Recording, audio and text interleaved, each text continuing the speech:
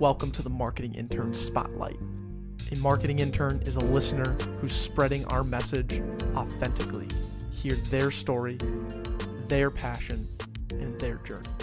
Enjoy. Today on the Backpocket podcast, let's welcome Coach Josh Rosenthal. How are we doing today, Coach? I'm doing great. I appreciate you guys having me on. It's been a long time coming. Yeah, this is one of those things I really never thought would actually happen.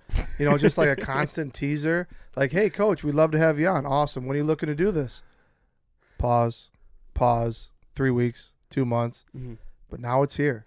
We finally made it happen. That's on our end. We just kept on overextending ourselves, I'd say, and we didn't put our priorities together. I think that's what it came down to. Priorities are important, but mm-hmm. It's all right. It's on both ends. Mm-hmm. I was also busy a handful of times too. So good stuff. So let's break down Coach Rosie and kind of how we met and maybe a little bit of background of your professional career real quick. Sure. So let's see here. So my professional career, it's kind of wild. I got done playing college. I was at Concordia St. Paul. I was a major in education. When I finished that, I thought, okay, I need to make some money. So I jumped into sales and did well with that, enjoyed it, but I still had that real empty feeling. So I was like, okay, I might as well go back to what my roots are with my degree. I'll go into education. So I started teaching, and I just still knew that like there was something that wasn't a fit. I enjoyed it. I was with the kids. It was awesome, but I always knew that coaching is what I really wanted to do. So I jumped back into coaching. I started at Concordia St. Paul, and then got an opportunity to come over to St. Thomas. And that was when you guys were freshmen. So I was there for 4 years. Obviously, we had a lot of great times. You know, a lot of big wins. Got to play in a national championship, playoffs, you know, a handful of times, which was awesome, which was great. And that's where I got to meet you guys and really grow with you guys and see you guys' maturation process go up a lot. For you guys, it was different. Like, you guys always kind of knew who you were. Mm-hmm. So it was like a different process of seeing you guys mature and grow up, but it was still different areas that were really cool to see that. And there's a number of guys, obviously, that we got to see that with. And then got an opportunity to go back to Concordia St. Paul last year, director of football operations, coached the wide receivers. Couldn't turn it down. Mm-hmm. It was back to my alma mater. A little more responsibility as well. So that was something that I was really excited about. It was hard. It was really hard because I was at a place that, you know, I was putting so much into, seeing you guys grow, seeing all these other young men come through, succeed, get jobs, become grown men. Some of you guys got married already. Yep. Some become podcasters. Some become podcasters, which is pretty sweet. And, yeah, I mean, that's just kind of how it fell in, and now I'm at Concordia St. Paul. Great. I think that's a great way to really kick it off, and it just shows, like, the immediate relationship. I think one thing that you mentioned that was really cool is, like, we knew who we were when we came in. Like, for sure. Andrew and I talk about this all the time, where when we showed up at St. Thomas, it's like you're showing up now with the other kids that were the best players on their team. No doubt. And this is just a pool of talent at St. Thomas that was just, you know, really good. So the opportunities are far and few between, and just being able to show up every single day for 4 years and grind and put your 100% toward, like, of your effort and mindset towards something was incredible. Yeah. And like, you were doing the same thing. You were hustling, dude. And I think that's why, like, because we were on scout team. We bonded right away. We were on scout team and you're on scout team. Well, I think the hardest thing you guys talk about is when you're coming out of high school, everyone's really good, whether you're all conference, all state, some guys are all American, whatever it may be. And you're diving into an unknown. You think you know it through the recruiting process, from meeting the coaches. You maybe get to meet a professor, you know, and you meet some of the guys on the team. But the real reality is that when you come in, you don't know. You don't know the defense. You don't know the offense. Terminology is totally different. Mm-hmm. So there's a lot of times where guys may feel like, okay, I got to be something else. I see how guy X is playing. He's loud. He's aggressive. He's in your face. Mm-hmm. Well, that's not me, but maybe that's what I need to be, because he's successful. Yep. And in the end, that's what college is all about, is finding yourself. But you guys already kind of knew that. You guys didn't try to be anything you weren't. And that was something that really stuck with you guys to make you successful too. Mm-hmm. Simply because you didn't have to try to be something else. Yeah. You could just stay true to your roots. And like you said, get up and grind. Everyone has to grind, right? But it's how can you make yourself better. And that was one thing that, you know, why we had a lot of success was just doing your 111th the whole time. Mm-hmm. Whatever that may be, and we talk about it all the time. Just do your part. Whatever your role is, whatever your part is, that's what's really important. And when everyone's on the same page, there's a lot of good things that happen. Yeah, thanks for saying that. It means a lot. And I think St. Thomas definitely shifted my mindset of I need to work even harder because of just like my lack of natural abilities. And I found so much fun, like just working my ass off and trying to find a little bit of gratification from, making a play on a ball that I didn't think I was capable of. And that was a personal win of mine. Like, and no one else needed to compliment me. I didn't need to get a starting position for making a play on that ball, but like I was able to do that. Didn't think it was possible. Worked for 4 years to make that play. I did it. Hell yeah. Like that's how I looked at these small wins, because that's what you had to do in those positions. For sure. And nobody enjoys doing that stuff, right? It's we used to talk about all the time. Like things that are easy only last for so long. It's the ones that can, put their hard hat on, or whatever cliche term you want to use, and just continually do it every single day. Because there are a lot of times I remember, even for yourself, where you'd be like, why am I not getting this rep right now? Yep. And it was situations where it was difficult to have to explain it at times, but it was also something that at least I was honest with you on why it was going on, or yourself, as well. And it never was something you don't feel good about doing it. No. You go home and you feel pretty shitty. Yep. You know what I mean? Like you do, because you care about these guys. I mean, I spend more time with the current players, or even you guys back in the day, than I would with my own family. So it's really like a second family, because I know all the intimate details to a point, obviously, about who you guys are on and off the field. Yep. And when you have that connection, that's when really good things happen. But you talk about hard work. I still won't forget in the playoffs when you had your touchdown. Like that's something that, like, it's stuff like that. That's awesome, right? Like I was probably more excited that season about that than having, anyone catch, like Luke Iverson, Tanner Vick catch a touchdown that year. Yep. Because it happened. That we just expected it. Tucker Trail getting the end zone, Josh Parks end zone, Jordan Roberts, like it just happened. It's common. And Jack Doomer making the play on the ball to block it, and me scooping scoring, like the two guys that are like the dogs in the group and just working their ass. Grinders. That was a symbolic moment for both of us. And for sure. Yeah, it was dope. I'm curious, were you a Minnesota guy? Did you born and raised here? Yeah, I was born and raised here in Minnesota. Okay. I was a graduate from Bloomington Jefferson. Gotcha. Okay. So my parents split up when I was younger, but they both stayed in Minnesota. Cool. So I've always been in Minnesota, which is kind of crazy. Even college, I've never left. I've traveled a little bit, wildly average travel schedule. But love it. Would you go to like California once? Or? No, I've been around like the continental U.S. I've been to Hawaii once. Oh, nice. I've been to both coasts, but the farthest I would say out of the country would be, obviously we went to Canada. Winnipeg. Oh, gorgeous town. Loved it. Yep. But then also I've been to Mexico before, so it's literally like North America. Yep. Yeah. That's about where it stretches. I've always wanted to go to Europe, or anywhere else, but it just hasn't happened. I'm a little afraid of flying, like I'm not gonna lie. Long trips kind of scare the heck out of me, because I can't have any control on what's going on. So that's a whole nother deal. Yeah. But planes basically fly themselves these days. No doubt. Amy is your wife? Yeah, correct? that's my wife. Yep. Shout out to Amy. Minnesota great woman? No, she's originally from Northwest Iowa. Okay. So she grew up in the Okoboji area. So yeah, she's like the real athlete of the family. So she played volleyball in college, and I at the University of Texas and in Wisconsin. Whoa. She's the real deal. Yeah. She never talks about it, though. Like that's the interesting thing. Like even when I met her, I remember trying to ask questions because I was super intrigued by it. But she doesn't. I mean, she never talks about it. She did a really good job.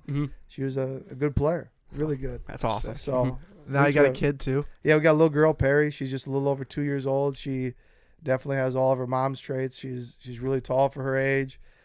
She looks like mom, thank goodness. Because if she looked like me, that's going to be that's an issue. Rough, but she is dripping in swag. Like, she's got some good stuff. I gotta contribute something. Yep. It's not going to be looks. It's not going to be body type. It's not going to be height. So if I can contribute something that is semi interesting, then good. Then we got something. But like, she's got blonde curly hair, which I don't know where that comes from, because no one on Amy's side has curly hair. Okay. So I'm still figuring out who the father is, but I still hope that it is me. Joking. Yeah. Obviously, but it's been 2 years. We're slowly unpacking, like trying to figure this all out. Yeah. So yeah, but no, it's awesome. There's not a better feeling in the world than when you come home and now she can like interact and she talks and all that. So hearing her like run up and say your name and like come and give you a hug, it's pretty awesome. I mean, it's hard to explain until it actually like happens. which you guys obviously can wait Far a from. long time. Yeah. Oh yeah, Oh my god. there's zero rush for that. Yeah. Zero. Oh my god. Especially in this house where I'm trying to just, yeah. All right, so I want to talk about one thing because you brought up how you were interacting with us, like on the scout team, and you had to be just 100% real Yeah. and truthful with us, and you're asking us to do stuff that's like, man, that sucks. It's shitty. And I just remember a story like my either junior or senior year, but it was like towards the end of the season, and like you basically kicked me off scout team for some reason or another, and I was just like, what the shit? Like we got That was your senior other people. year. That was my senior year. Yeah, And it was no, just I like, remember this exactly. yeah. It was So a night practice. Yeah. and it was like a late practice, yeah, and I just wasn't getting reps on scout team anymore. I was like, dude, this sucks. Like literally, I battle out here. Me and Greg Ebosher battle out here on scout team, and now I'm getting replaced by someone who's just like, I don't know. I just felt like shit about it, but Sure. I just remember you come up to me after, and you're like, dude, this is just like, you just laid it out for me, simple. Like, this is what it is. I'm sorry, but that's what it is. And it wasn't like sad, but it was just more like, hey, this is it. And I just really appreciated the that. reality. It was reality, and it just like clicked with me in my head. Like, Yeah. this is what it's for. This is what it's about. And those are the things that I talk about. Like, I could lie to you and sugarcoat it Yeah. and be like, oh, I'll get you a next rep. I'll get you a next series. And then if it doesn't happen, then I'm the schmuck. You know what I mean? Right. And that's the hardest part about it, is just being real and just explaining the whole deal, that we wanted to see certain guys in certain positions, and unfortunately it wasn't you. Yeah. And as hard as it is to take that, at times it's even harder to deliver it, especially for someone you care about. And if I didn't have like a relationship or care about you, it would have been just like, whatever, man. This is how it is, bro. This is how it needs to be. I hate to tell you this, but that's what we're going with. Yeah. But when it's someone you are invested with, especially when I've been with you your whole career, Yeah. and now that I'm pretty sure that was in the playoffs too, because it was night practices and it was dark out, it was late. I mean, like we always talk about, time is finite, right? Yeah. That hourglass has been tipped over, and football is almost going to be done. Whether it's that Saturday or the next or the next, it's a hard reality to have to go through. And I mean, it sounds funny that you bring it up, because that's one of those memories of coaching that will stay with me, because it's those things. It's not get behind the line. It's not how did you not run that route correctly. It's those little situations that you remember, because those are the ones where you actually make growth. Those are the ones where you can take that and use it as motivation in your life later on, whether you're pissed at me now or back then. You realize that it was just a small time in your life. Yeah. But it's no different than when people doubt you, or when people say you shouldn't be doing this. Okay, well, I'm just going to prove you wrong. Exactly. You know what I mean? Exactly. And it's similar to, like, not a lot of guys do podcasts, right? Yeah. But you guys been doing this, and you guys get more notoriety, more people, and that's what it's all about. You know what I mean? Like, it's following what you truly love. Because if you can figure out what you really like in life and what you are really good at and what you're passionate about, you can chase after that, regardless of what people say. Because there's a million stories written on guys that or gals that have not been believed in, and then all of a sudden it's just, how do they know how to do that? I wish I would have jumped on board with whatever that idea was. But if you're passionate about it, you got to chase it. Otherwise, you live a mundane life that you go punch your time card, and a paycheck is great, but you have to get rewarded in other ways too. You know, like we kind of joke about, you can't play video games all day, even though it's fun. There's some cool games out there, but you can't, call your mortgage and say, hey, sorry, I'm doing what I love. I just don't have the money. Right. Well, to clarify, Ninja does play video games. There are small people group. Yeah. There's a small group of people who play now more video than games ever. all day. Now more than ever. I get that, and I get that. But that percentage is so small. You know what I mean? Yeah, I'm just fucking around. I know. But you chase what you really love. That's what life's about. Yeah. Because if you can go to work happy every day, and nothing's perfect, but if you can go to work happy with a bright like mindset on what you want to do, then you're going to be really successful. That's honestly the key. And once you figure that out, life is so much better. It comes over in your marriage. It comes over to being a husband, a father, all that stuff is big. So, Hell yeah. And that's like those golden nuggets that I took away from St. Thomas football more than any, is like, you're in control of your destiny. You follow your passion, and you can apply that to anything that you want, and you can have fulfillment and enjoyment and just things that are gratifying in your life through how you handle your persona. And that's something I didn't necessarily have going into St. Thomas, and I thank Coach Caruso and all the coaching staff for having that type of consistent mantra and mentality. The culture was incredible, because there was a lot of things that you could have gotten pulled in directions of negativity and like just power structure of how it was organized. Like that's just the reality, and that's how every organization's run. But from me, like how I looked at it, I took a step back and I was like, this is something bigger than me. I can learn a lot and grow as a person in here and just take away something. Right. Because I don't have to be this. They're not molding me to be this person. They're just helping me influence to grow as a man. And a lot of people in our position had those same situations where they grew, and and some others didn't take advantage of it, and that's just the reality. But following you for 4 years and like being a part of it and seeing us for 4 years, I think is one of the coolest things to reflect on 2 years later, a year and a half later, because we literally grew in that program together, and that led you to your next professional venture, and that led us to graduating college and our first professional venture. No doubt. And I think that's really cool that we can sit back after 4 years of literally going through the ringer together, and then just having like,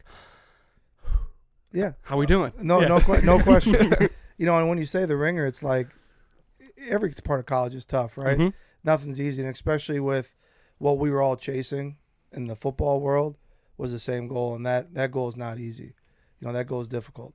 So you have to have some pressure. You have to grind out, because you can't just show up late, and you can't just roll in and say, all right, here we go. Let's run this defense, and all right, if you guys want to stretch, you can. You gotta be really diligent about what you're doing. Yep, intentional. And intentional is a great way to describe it. So it's something that just makes you better as you move forward. All right, hey, let's dive into Backpocket. So I know you're waiting for this one. You've been waiting for this one for over a year now, since you've been following us back when you were the first person to tell us, like, hey, dude, your President Sullivan interview was sick. Good job. Yeah. Like, you were one of the original people. Because, like, Andrew and I never got analytics. It was just like, we didn't know how many people. We just knew the people that approached us and said, hey, this was cool. Yeah. If we got a text saying, hey, dude, listen to your podcast, that's dope. Or, hey, my mom listens to it or something. We're like, oh, cool. Like, that's pretty much, all right, one person. We got one person today. But you were that one person. I appreciate back that. in season 1, episode 6. But with that being said, what is your average quality? Oh, my average quality has to be just my athleticism. Like, my vertical is about as special as the Sunday sports section. Yeah, that's about what it is. Like, on a good day, that's probably my average quality is definitely my vertical right there. What do you think your vertical is right now compared to what it was? Oh, that's what it was not anything great. What was it?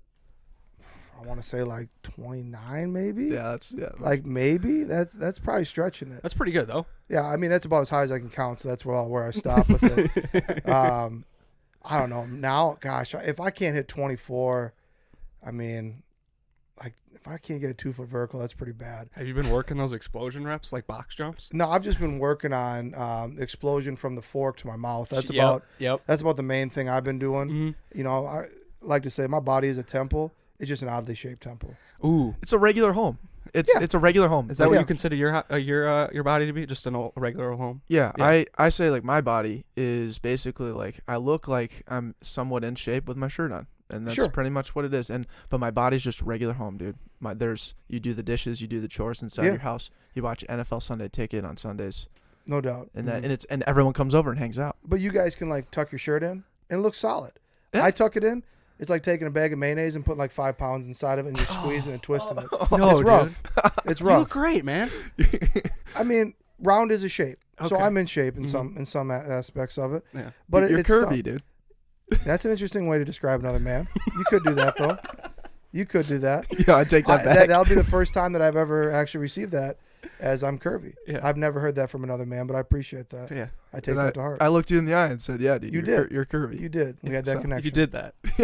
I did that. It's impressive. It is. Yeah. I love that average quality, though. It's fucking awesome. I love to say, like, my vertical was my biggest attribute at St. Thomas. I led the team in vertical one year. I had a 30, not to brag, 36. It's pretty solid. Yeah, beat Josh Parks, and I was like, now we're really getting up there. That's solid. Hey, look at me. I could jump. Yeah. But it was just like the standing jump only. Like when you had to make a play on the ball or just like on the field jumping was just a totally different ball game. I just didn't necessarily have that going for me. But that's always the crazy thing, right? Yeah. Like we could list a number of guys who are weight room strong, you know, squat, bench, whatever it may be. And it's totally different when you get on the field. Yes, It is. Because there's, I mean, let's throw out the biggest guy who goes against the grain on everything is Tim McClanahan. Oh yeah. Okay? Yes. Tim McClanahan looks like a 45-year-old father who's just working that job every day, coming home, grinding it out, right?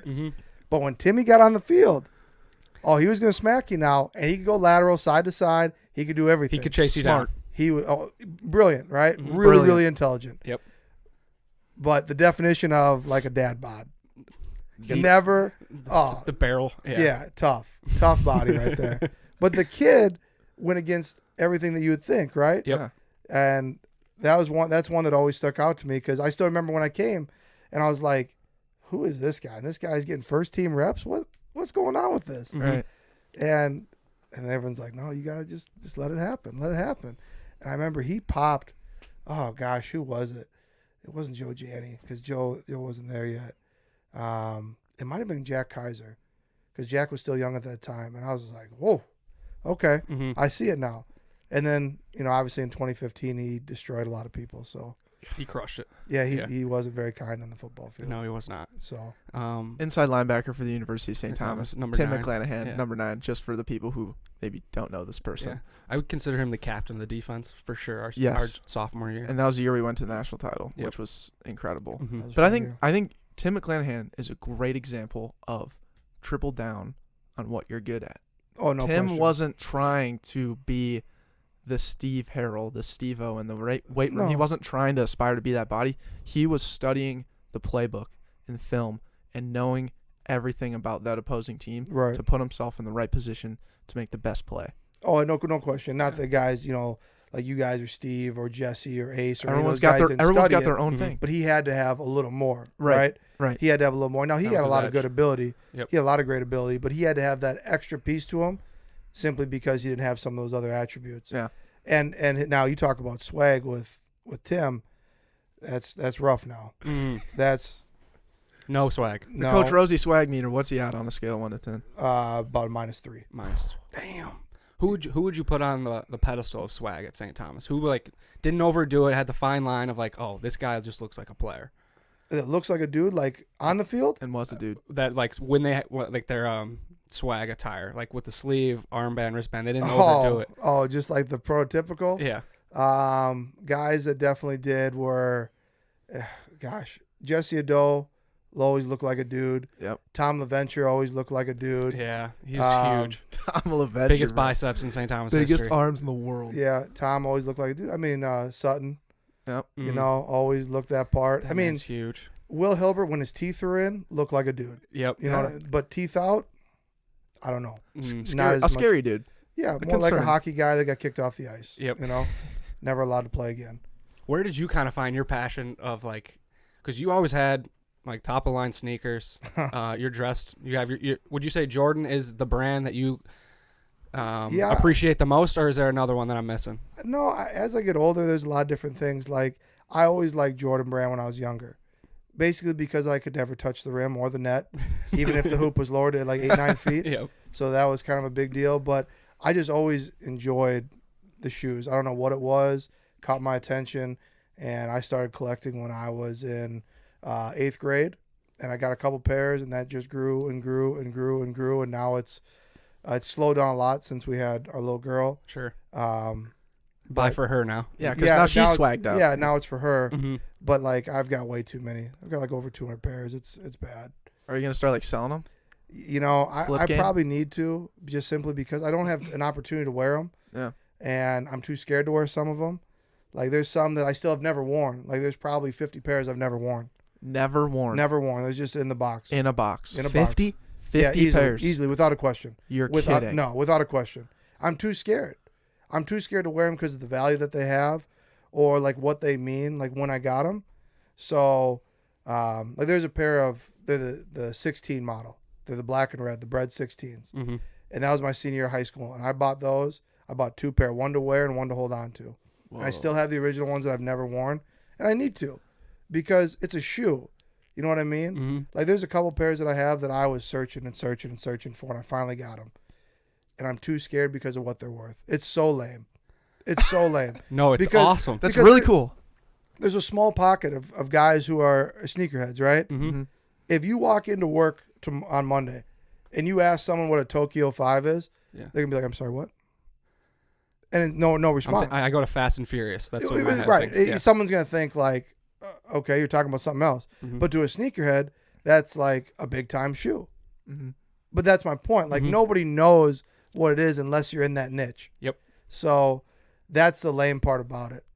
But it's like a weird. But it puts you in that small group, and like I think that's elite in that sense of like your knowledge. No, it's small in the sense of it's just sneakers, but it's elite in the sense of you know way more about that than the average person and even the above average person. Oh, I mean, isn't that cool? Sure, it can be cool in that sense of it, but I'm not going to teach my daughter anything about that. Like that's not going to help her get through high school. That's not going to get her an athletic or academic scholarship. I'm just going to be that old man who is holding on to a dream. You know, that's about what it is. Well, what you're going to have is when you're like 40 and your daughter brings over her friends and they go and play in the basement will literally have a shrine, and it will have shoes just on like in glass boxes just all around in this one little corner, you know, like you're not going to dominate the whole next basement, to the pool table, but you're going to have your one wall where it's all Jordan shoes, and all these teenage girls will be like, what the hell? Who's man's? Or my wife is just going to make me get rid of them, so we'll see. Fine line. Yeah. You can have your own. We'll offer up if you want to have your own shrine behind these. Do you want to throw a shoe in somewhere in our studio? Yeah. Okay. Yeah. We can do that. I can donate a pair for you guys. Okay. That would be. I got plenty of them. Yeah, we'd welcome that with open arms. Mm-hmm. What was Are that? You a sneakerhead? I like Yeezys. Okay. Yeezys. See, that's like the popular thing though. Like the crazy thing with Yeezys is that if he didn't put his name on them when he went to Adidas, nobody would buy those. Like moms would buy them. Right, but like Skechers came out with a shoe that looked just like that. Like the 350s that are really popular right now, like the lows that everyone wears with the different colors and the stripe on them. Like Skechers came out with a pair like that like 8 years ago, and they were sitting. Like nobody was going to wear them. Yeah. No one's like, bro, where'd you get those Skechers? You know? Hey, what, you got 10 in those? Like nobody's asking that. But when Kanye goes over to Adidas and designs this shoe for them, now it's like the coolest thing ever. Like the 750s, which are the high ones, those are hideous. Those are hideous. Yeah. And those things go for over $1,000. You know what I mean? Like, and more. And people would kill to get those. But you can't tell me that if his name isn't on them, you wouldn't. There's no way you'd purchase them. No way. And there's certain Jordans that nobody would purchase either. Like let's call a spade a spade. But those shoes at least look cool. Like those are iconic for different generations. Like you see a pair of Jordan 11s, the ones with the patent leather that goes around. They're white and black. The Concords are like the most epic. Like you think of hoops automatically. Yeah. You see a pair of Yeezys, you think of just some kid who's a hype beast. True. Yeah, and it, like Instagram, you think of like just kind of trying to be flashy. Oh, and hey, I got a pair. Yeah. So I'm part of the culture. Like I'm part of the problem. But are they comfortable? Yeah, they're pretty comfortable. Okay. Yeah. Can you shift side to side in them decent? I'm just kind of if you want to break your ankle, you can. Okay, yeah, that's what I you thought. can roll your ankle real solid in them. They didn't like they get ankle support. They're great for going to the mall and trying to show out. Okay. That's about it. You have to wear those indoors, you'd say? I mean, you can't wear them out in this weather right now. You could if you didn't care. If you want to light a couple $100 on fire, you could. That's basically what it would be doing. Yeah. Okay. Yeah. Wow. And I've done that plenty of times in my life. So. What about this though? So I'm not in the shoe game. I don't know if you could realize that. But I went in October of last year. I work in construction and I have to get steel toe boots, and all my workers are like, "Hey, there's this big warehouse sale in Red Wing, Minnesota. Go buy a couple pairs of Red Wing shoes. You'll never be happier." And so I literally went down and bought like Red Wing steel toes for work, but then I also bought like other nice leather boots and like summer Red Wing shoes. Got them all like super discounted, whatever. But what are your takes on Red Wing? Do you like Red Wing shoes? Do you know what those are? Yeah, no, I know exactly what they are, and they're great for what you want to do with them. Yeah, they're not, but they're not even close. They're not in the same like category of like shoe heads though. But people value like Red Wing shoes, kind of like that. But it's like dress shoes are totally different too. You get to Allen Edmond, you get to Louis, you get to all these Kenneth Cole, like all these different brands. Yeah, you know, all the like that are great. It's all depending on what you're trying to do with them. But yeah, the Red Wings are solid. I don't have a pair. I got a pair of Timbs. That's about as close as I get to it. I have Tim's as well. Hey, what's going on? The temperature's too hot? Because it's recording for too long. That'll happen. So just stop it. We have the video up there. That's when that'll play. You're good. Yeah. I've never had that happen before. No, that's happened when we recorded at Homie. They had to switch out batteries and stuff. Oh, yeah. Holy cow. Yeah. Okay. Anyways. First time we have this camera. We bought it in the off season, so we're learning on the hiccups. Hey. Yeah. Can't make an omelet without breaking a few eggs. So Exactly. gotta figure it out as you go. We strive and we say strikes and gutters, ebbs and flows, ups and downs. Handle them all the same. Handle them all the same. No doubt. Mm-hmm. That's pretty much it. You know what's funny, though, is you got some? Yeah. All right, go for it. I was going to say that's the back pocket mantra. Yep. And that transitions me perfectly to asking the question of what's in your back pocket. Sure. So this is why our podcast is called Back Pocket. It's something that you hold in your back pocket when stress or when pressure becomes stress and anxiety is rising. You need to use this and overcome this Coach Rosie habit or emotion, and this is how you fight through adversity. So it's funny when you guys were telling me about that, and obviously listening to the podcast, it's in my pocket like 99% of the time, unless I'm working out or at practice or something that's not. But it's actually the first ultrasound that. Hold on. Yes. Oh, it's literally in his back pocket. I love when this happens. Yeah, so it's just an ultrasound picture of when we found out that Amy was pregnant. So Whoa. it was a big deal. It was something that when you guys get to that point, you'll realize how cool it is. And I don't know, I just always keep it. Ever since we found out a little over 2 years ago, I just always kept it back there because it's just something that's like good luck and. It just means a lot, obviously. So you realize that there's something greater than you, like once your child's born. Yep. And yeah, so I always keep it with me because in the end of the day, there's something. The reasons I'm doing what I'm doing, it's not just for me and my professional gain. It's for my wife and it's for my daughter. So like that's the big piece. I keep it with me every day, basically, unless we're doing something wild. Yep. You know, like practice or going swimming. Because you don't want to lose it. Yeah, exactly. But if I'm just day-to-day stuff, work, this kind of stuff, like going out running errands, it's always there. Mm-hmm. So. You're grabbing your keys, you're grabbing your wallet, you're grabbing your phone, the ultrasound picture in your back pocket. Yeah, like I have that. Like today I forgot my ring. Like that's, like I usually have everything set up, but like it's just kind of funny. Like I don't know. It's just you grab that and you go and I'm worried about being late. So my dad told me this really cool thing that is going right off what you're saying. And he goes, when you have a kid or when you start having kids, it's one of the biggest transitions in your life from your life being all about you to your life being all about your kids. No doubt. And that's one thing that my dad said to me that will stick with me forever. Because everything, and now I look at my dad and what he's doing, and it's all for his 5 kids that he has. There's no question. It's crazy. Like at first, it's hard because like there's times you get home from work, like Amy and I'll be done, and we just want to lounge out and watch The Office. You know what I mean? Or I don't want to cook tonight. You don't want to. Let's go out to eat. It changes when you have a child because now it's not your needs, it's theirs. So what is best for them? You know what I mean? And that's the other piece is you look back, like you mentioned with your dad, and for both of you guys, you think about all the practices they drive you to. You think about all the camps they bring you to. You think about all the times you guys went to a sporting event or a concert or to dinner one-on-one, or the time that they put in at work. Yep. And mom too, obviously, right? Yes. But we're just talking about, like you guys mentioned dad, so moms too, obviously. Shout out to aunts, moms. Yeah, absolutely. Or aunts and uncles, whoever raises you. The time that they put in and what they personally give up, that you don't understand until you're older. Yeah. You get pissed at them, you get mad at them, but you don't realize that true love is sacrificing yourself for someone else. That's the definition of real love. Like when you give up your things to improve someone else. That's pretty awesome. And like with parents, like when you have your own, that's why it's the coolest thing in the world. Because now all you want to do is give all your knowledge, all your love and care and protection to this small child. And the fact that you have that symbolic, like just ultrasound in your back pocket, and you sharing that on our show today is why we do the show. Because that small like tidbit of inspiration is so awesome. Like that's just something you don't casually hear about someone in a conversation day to day. And when you could put these headphones on and sit behind these mics and have a conversation with someone that's impacted your life and just had a sweet connection with for 4 years and continuing on. This has been dope, and we could talk for hours. No doubt.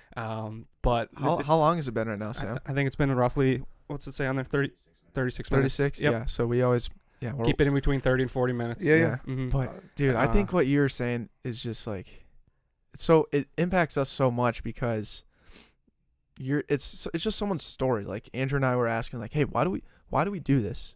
Why do we do the Backpocket? Because you always, like Russo and the culture that he built, he shows us that Simon Sinek why video in camp every single year. The golden circle. Yeah, why do you do the what golden you do? circle? Yeah. And so now we are starting to try to be more organized in season 3. Mm-hmm. And so what we're doing is we're starting with why. Why do you do the Backpocket? And what we said is we do it for you because you have an amazing story and you have this, cool connection to us, this strong tie, this bond that we've had for now 5 years. Mm-hmm. And we can unpack that and just have through a conversation, and then people can hear it and be inspired by anything that you said for the last 35 minutes. Well, I mean, I appreciate that. I think it's cool. It's nice you guys to say, but it's not. I mean, my story is just one of my story is really not that special. Like, I mean, it really, truly isn't. Sure. You know what I mean? You're wildly average, dude. That's what it comes down to. Absolutely. Absolutely. Everything about me is wildly average. Yeah. My height, except for my weight, my weight is over the extension of it. Like when I step on the scale, it now literally says just too much. Like there's no number that comes up. And it's like, hey, fatty, get off. Mm-hmm. You know what I mean? And that's something I can live with. But like on a serious note, it's everyone that's in your life. Like that's what happens. Your experiences and everything else. Like my story is not unique. Yep. There's nothing special about what I do. It's just the only thing I guess that's special about what I do is I'm just doing what I love. Yep. And I had a chance. Like my wife is super supportive of that, and I never would have been able to like go into it unless she supported me. Mm-hmm. And I support her the same with her owning her own business. Yep. So that's the biggest piece is the people around you. That's what makes you special. It's not you individually. Wait, real quick. What does your wife do? She owns a clothing store. Oh. So her and her sister have a clothing store it's specialized towards taller women. What's it called?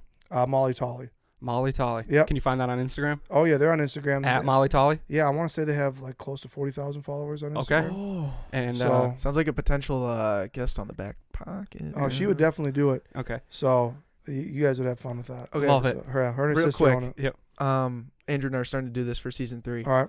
Challenges. Okay. So who do you challenge the Backpocket to get on the show? Who would you just like to see that Who would you like to see on that here? you didn't think we could have on, or you think we could have on, or you'd like to see? Either or. You know who you guys should get is Coach John Tower, Yes. basketball Yeah. coach. Mm-hmm. Yeah. He's awesome. Mm-hmm. I mean, all the coaches. You could go. Coach K would be sweet. Yes. If Yeah. you guys got Coach K on, oh, you guys would have a blast. Coach Walsh would be a blast. I mean, I could say any of the football coaches. I was just trying to think of like outside of football. Yep. Yeah. Coach Tower. Coach Tower would be awesome. Okay. And he teaches at St. Thomas Absolutely. Well, I should say Dr. Tower. too. Dr. He's Thomas. earned Doctor? absolutely. He's earned that. Yes. He's earned that. But Okay. he'd be sweet too. Mm-hmm. I mean, if you guys want to get just wild and crazy, Coach K. Yes. We've It's had multiple happening. people ask us I can tell only, us to get Coach I can K. only imagine. Just get a couple of kickstarts for him, and he's probably in. Yeah, we'll plug him with Mountain Dew. Yeah. We'll no plug him. question. Oh yeah. All Without right. a doubt. Coach, we're going to finish with one last question. All right. The last question, simple question. What did you learn today from the moment you woke up to when we're having this conversation? I know it's only 9:30 in the morning, but is there something that you've learned already? Yeah, I mean, I'd have to just say, like, what I learned today is it's awesome to see guys, like we kind of talked about, chasing what you love, and even just, like, with yourself. I know you're not on camera right now. Sam, intern Intern Sam, but, like, you just kind of came on a whim. Like, I found out you're really interested, want to dive in, and you selflessly give up your own time to do this. I mean, again, you're doing the same thing these guys are, and whatever path you end up going down, you're going to be successful in it because you're willing to take that risk. You know what I mean? You're not just jumping in some random van in San Francisco and going across country and just saying, let's see what happens. You know, you're diving into something that interests you, and that's really cool. So, and you're with guys that are going to take care of you as well. So, it's awesome. I mean, Hell yeah, dude. That's what I definitely learned this morning. Awesome. Respect. You came into kind of a catastrophe this morning, little after party. A lot of hungover dudes in our just downstairs. No, it was smelled fun. the coffee. It was quiet. I just didn't want to move because if I woke someone up out of that slumber, That would have been a little rough. It would have been interesting. Yeah. They wake up to this mysterious man. Yeah. That's Fat awesome. man in glasses and a beard. It would have been interesting. All right, Coach. That's a wrap. I appreciate it, brother. guys.